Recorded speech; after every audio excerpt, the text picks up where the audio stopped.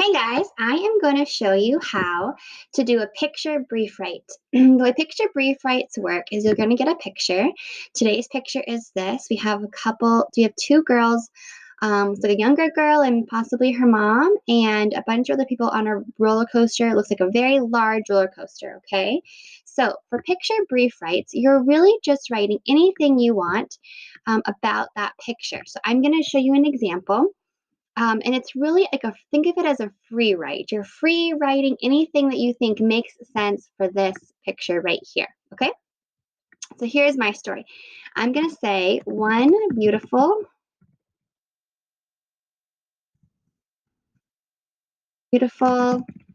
sunny day in June.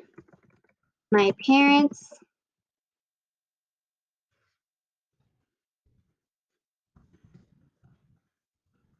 surprised me with a trip to the Puyallup Fair.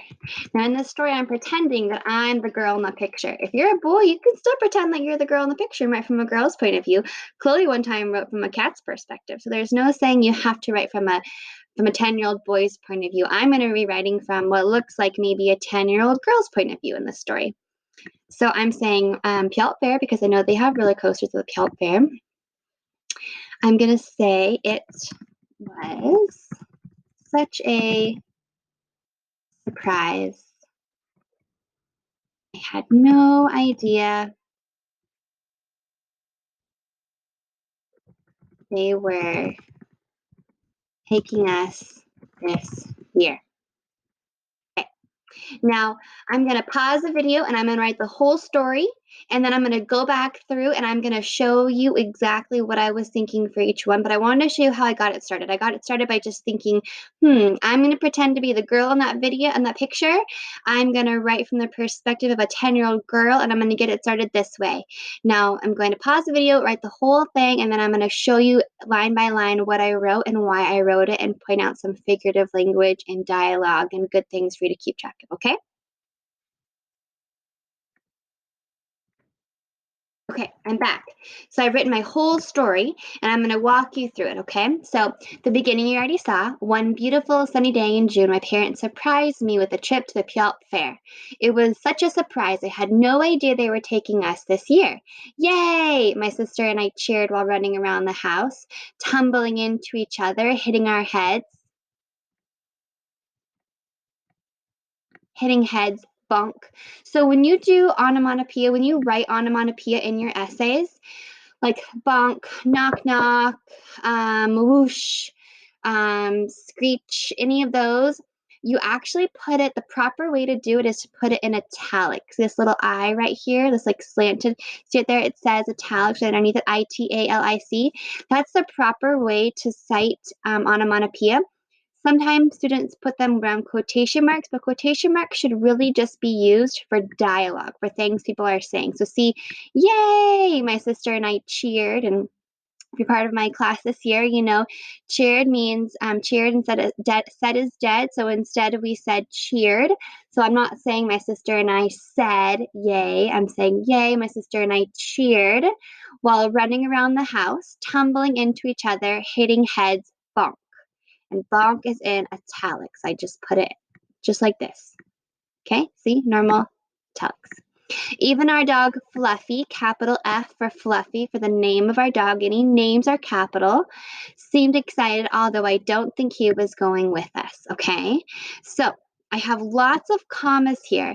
One of the easiest ways for students to know when to put a comma is to go back through and read it, and wherever you naturally pause is usually where a comma could make sense, although you also want to have commas before and after dialogue and sometimes even onomatopoeia, like right here, okay? So I'll show you that more often, but I'll read this line right here and I'll kind of show you how the commas make sense, because the commas are where you pause in your sentence. So my sister and I cheered while running around the house, tumbling into each other, hitting heads, bunk.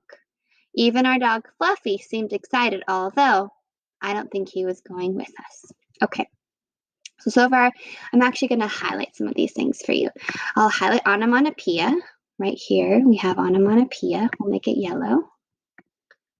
And then we'll put dialogue. So we'll do figurative language in yellow and we'll do dialogue in, let's do green. Okay.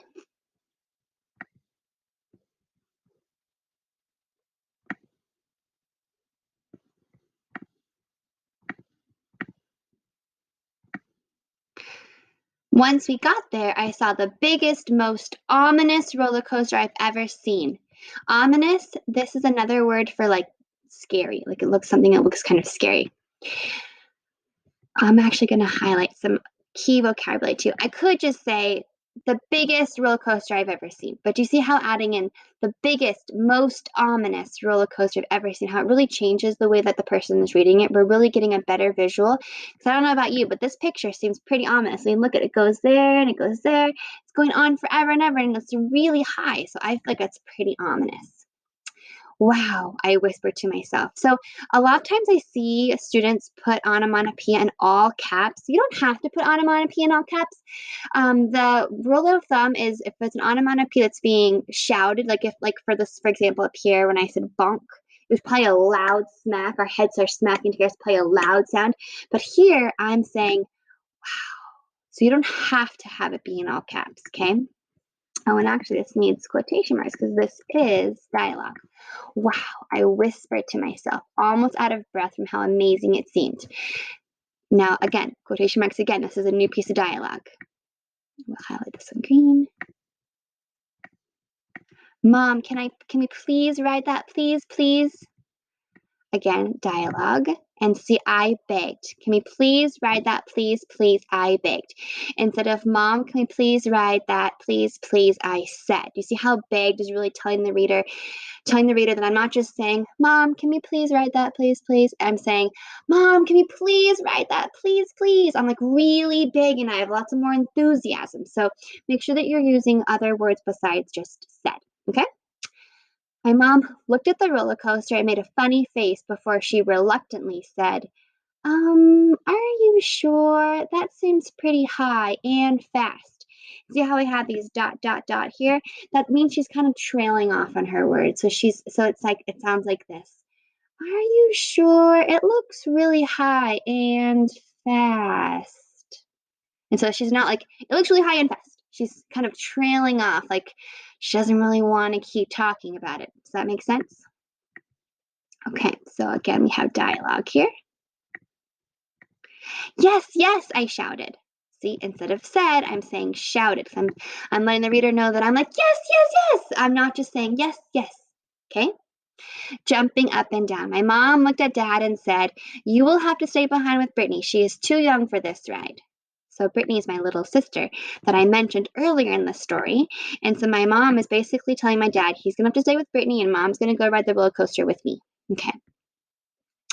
As we waited in line, I was shaking with excitement, and it looked like Mom was too. Mom told me later that we were only in line for 10 minutes, but it felt like hours to me.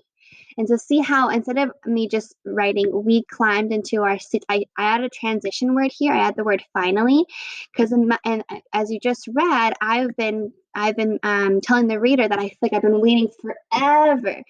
So I'm saying, and finally we climbed into our seats, okay? So transition words are really important. Other transition words you could use are next, then, although, therefore. Those are all good examples of transition words you guys can use. We climbed into our seats and the roller coaster slowly began pulling us forward. Clink, clink, clink. So again, this is onomatopoeia. It's the sound of the roller coaster. Clink, clink, clink. I didn't make it super loud because when you're on a roller coaster, it's not like making a huge, crazy clink, clink, clink, clink. It's usually like a clink, clink, clink, clink, clink, and then they're off, right? So I put them in lowercase letters, not all caps. And no quotation marks around these because this is not dialogue. It's onomatopoeia. And whoosh, we were off. So, yep, italics perfect. I threw my hands in the air, my blonde hair blowing in the breeze. Obviously, I don't have blonde hair, but I'm pretending that I'm this girl right here. And see how her blonde hair is blowing in the breeze? So I'm pretending that I'm that girl and my blonde hair is blowing in the breeze and I'm on the roller coaster and my hands are up and I'm so excited. I felt like I was a bird soaring through the sky. This is an example of a metaphor. I feel like I was a bird. I'm not really a bird soaring through the sky, right? I'm not even soaring through the sky. I'm on a roller coaster. So this is an example of figurative language. So I would really love it if I could see some figurative language from your guys' essays today. Okay, so when it came to an end, Mom's face was a little green, but she was smiling so big. See how I have so in all caps? So I'm saying so big. She later told me she was scared of roller coasters, but rode it with me because she loves me and she ended up having a great time.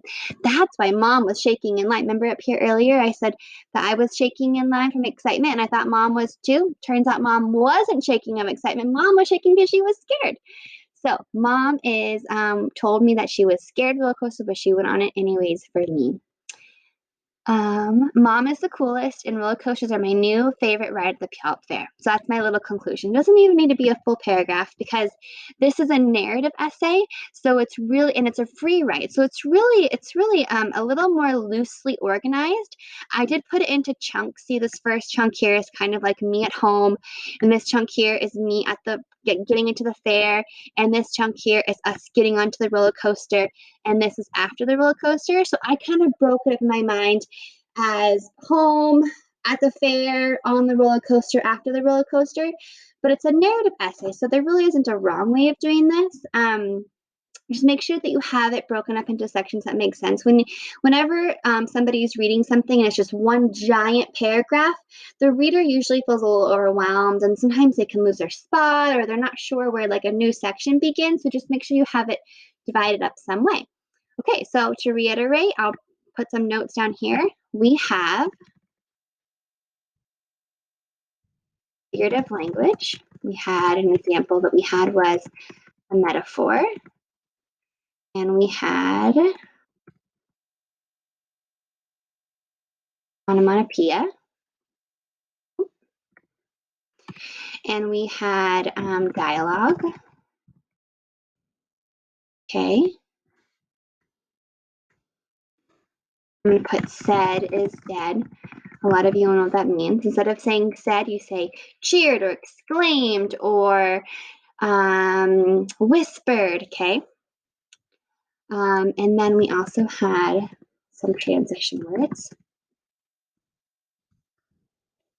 And we had paragraphs. Okay, we broke it up into chunks. Okay. So have fun with your brief write today, guys. A brief write is like a free write, brief write, we can call them.